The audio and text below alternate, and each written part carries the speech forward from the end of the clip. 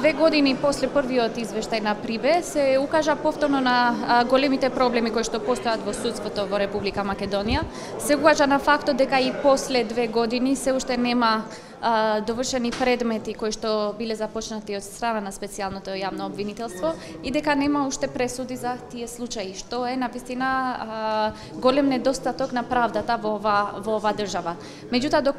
доколку ги имаме предвид сите саботажи кои што и се правеа на специјалното јавно обвинителство, разбирливо е дека ќе добивавме ваков извештај од Прибе и сега. Добро е што овој извештај е многу конкретен и јасен во тоа што треба да се прави во Република Македонија. Исто така е добро што се нагласува дека не треба